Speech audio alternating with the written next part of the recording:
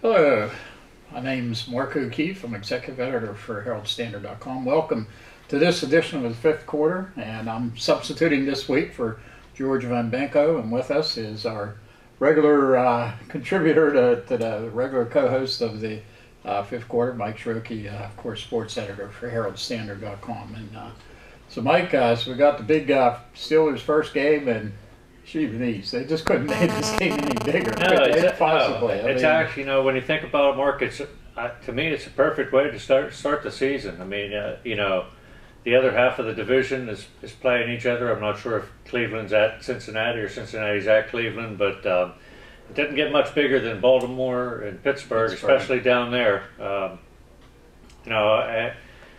Yeah, hey, the NFL wants to get off to a good start after the lockout and all the off-season problems. I can't think of a better way to do it than going to Baltimore and facing the Ravens. Yeah, you got to kind of think in a way maybe that just a little bit more pressure maybe on Baltimore. I mean, if they you always kind of want to win at home. Although last year they won in Pittsburgh and we won down there, but certainly, whoever.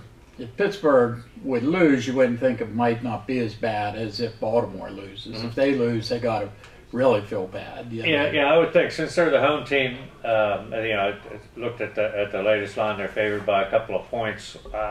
This game is always a toss-up. I mean, it's usually won late in the fourth quarter on either a field goal or a touchdown, or it's always close. It's always within usually within a field goal. But, I tend to agree with you, especially since they're at home, they're starting the season, Baltimore wants to get off to a good start. It's kind of telling that you mentioned last year Baltimore won in Pittsburgh and Pittsburgh won in Baltimore, but the game in Pittsburgh, I'm sure you'll remember, didn't play. Yeah, that was before the last game of his suspension was against Baltimore, and the Steelers still almost pulled out a win. I think there's some kind of stat, and I couldn't find the official stat before we started filming. Ben has like an incredible record against the Ravens. It might be 8-1, something like that. That loss may have been because the first game he started, or not the first game he started, but the first game he played. Well, that wouldn't have counted. So that it just counts starts. Yeah. So the Ravens managed to beat him one time. I'm pretty sure that's all. Right. And really, it carries over to the whole division. Against the AFC North, I did look this up. I was able to find this in the Steelers' release on this game. Ben is an incredible 29-7 against the AFC North in his career. Yeah. And last year he was 5-0 against the AFC North, obviously because he didn't play that first game against Baltimore. But the Steelers coming off the season that they're coming off of, which started with so much uncertainty, with Roethlisberger out for 4 weeks, and woe is us, what's going to happen? Who's going to be? How's this going to affect them long term? Blah blah blah. I ended up playing in that February game with the Roman numerals, so it turned out all right. And it has to have the Ravens seething a little bit that they kind of let the Steelers come in and reclaim the division. After such it was actually a good start, but there's so many questions, non-football related questions coming in to the season that they really, I think Coach Mike Tomlin did a fantastic job last year of just keeping the guys focused on not the whole thing, not looking too far ahead. They didn't say in September, we want to play in the Super Bowl, or they weren't planning to be in North Dallas in January. They weren't planning to be anywhere else, but they weren't looking that far ahead. It's just about who we're playing this week, the importance of this game, get through this one, and then we'll look to the next one after that. I tend to agree with you, though. It's a long answer to a short question, but this game is much more meaningful to Baltimore than it is to the Steelers. It's kind of interesting, too, because really the Steelers are returning, I think, all 22 starters. Right? Well, I have their depth chart printed out here. There are a few changes from the beginning of last season. No, that's true. From the end of last season, they're probably just about all intact. Now, Willie Colon is back at right tackle. He was out all of last year. Jonathan Scott did not start the year at left tackle. That would have been Max Starks. And I'm not sure if Doug Legursky was the starter at right guard last season or not. He is. I think Ramon Foster. I think, okay, Ramon Foster probably had the first start. Legursky did play for Pouncey though in the Super Bowl. Right. So, and there was he's played a lot. There was speculation too after that Super Bowl that Legursky played well enough that they could afford to move Marquise Pouncey to guard. To guard. But he's just such a phenomenal player that I don't think they want to mess with that. I think it was Bill Cowher who always used to say, if you start moving pieces around, you're screwing up not only one position but 2 or 3 of them. So I think they're quite happy to have Marquise Pouncey playing at center. Now they have David Johnson listed as a starting fullback. I don't have last year's play-by-plays here. I don't remember if he was actually in the starting lineup. Maybe they played a 2 tight formation. Maybe they had 3 wide receivers in. Who knows? But he's listed as a starter, and based on preseason production, he did okay. I know I'm trying to remember if that was the 3rd game. I believe it was the Atlanta game. Yeah, he caught a couple passes and scored, led to the first score of the game. Right. In that game, so he's a productive player, and they were looking for someone to step up, kind of as a backup tight end to Heath Miller. And David Johnson really did. He stepped up and proved his worth. Elsewhere at tight end they kept Wesley Saunders, who's a rookie, one of the few rookie free agents to make the team this year. Undrafted, Yeah. He was a guy. I think he got in some sort of trouble in college. I forget even which school he went to. South Carolina. Yeah, he ended up him and Steve Spurrier didn't get along. Yeah, he ended up getting booted off the team. Yeah. But he's a big guy, 6'5", 270. Has soft hands, can block. I think they're willing to forgive those indiscretions, whatever they may have been in college.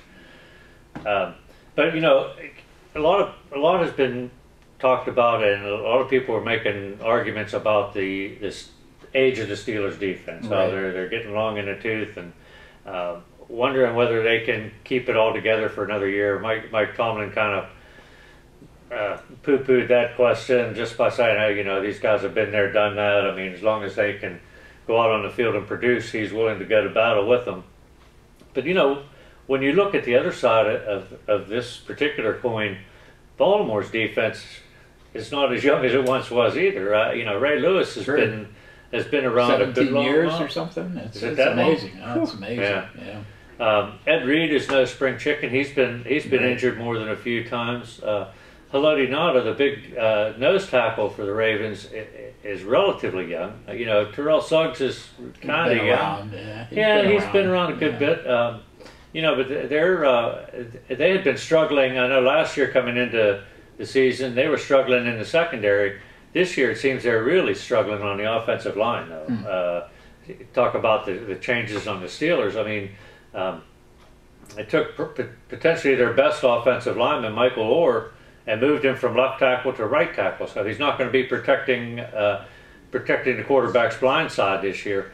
But they picked up Bryant McKinney, who is too overweight to stay with the Minnesota Vikings. They picked him up, maybe got him in a little bit better shape, and he now has a starting job at the most important offensive line position. Protecting Joe Flacco is not it's not a layup. And Matt Burke, the starting center for a number of years, he's getting up there too. He's getting old and he's injured. They don't know what the heck's going to happen with their offensive line. They picked up a few street free agents, including Andre Giroud, the big mauler from who played with Dallas for a couple of years, more than a couple of years.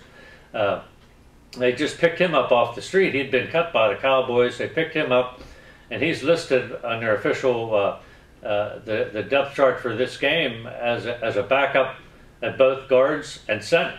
So I don't know, Ben Grubbs and Marshall Yarda, I believe those guys are both at least dinged up. Now they, whether the injuries will keep them from playing or not, I guess we'll find out Sunday.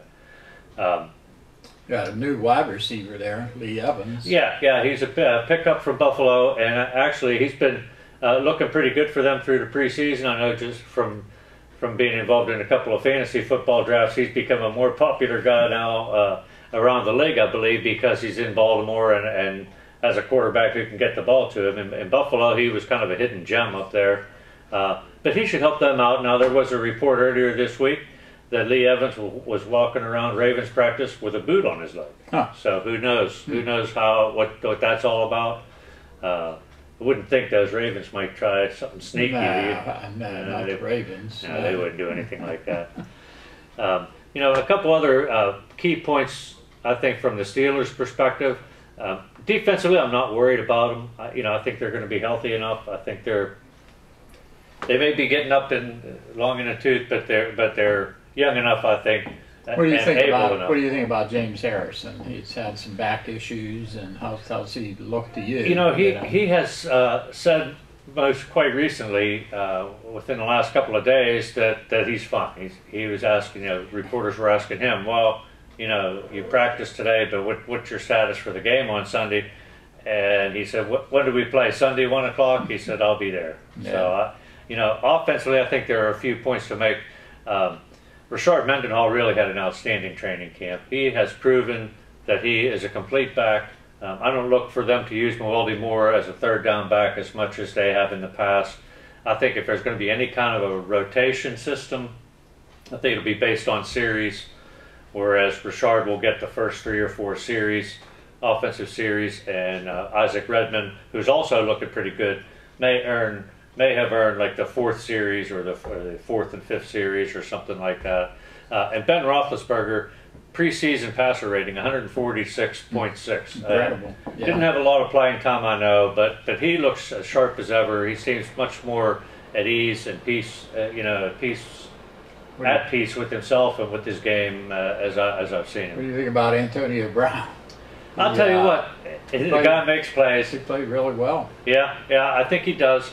And I think it's a good thing he did what he did in terms of celebrating in the preseason, because it gave both Roethlisberger and Mike Tomlin a chance to sit him down and straighten him out and say, that's not the way we do it here. Let's get it right now, from now on. I think he'll be fine. I think he'll be a really good addition to this year. I think he may become the next Hines Ward. You know, those are big shoes to fill. Not saying that Hines is done by any stretch, but yeah, I think he's a long-term solution for them. So there we have it. So what's your ready prediction? to go. My prediction: I think the Steelers are going to pull this one out. I think the defense is going to be too strong for the offensive line, even though it is in turmoil, seeming turmoil in Baltimore. I think the offense will make enough plays to get enough points on the board that I think the Steelers will win. What's the score? I think I would say, put me on the spot, 24-21 Steelers. Okay, you heard it from the expert, Mike Ciarochi, sports editor for Herald-Standard.com. My name is Mark O'Keefe. I'm executive editor for Herald-Standard.com. Thank you for watching. We'll see you later.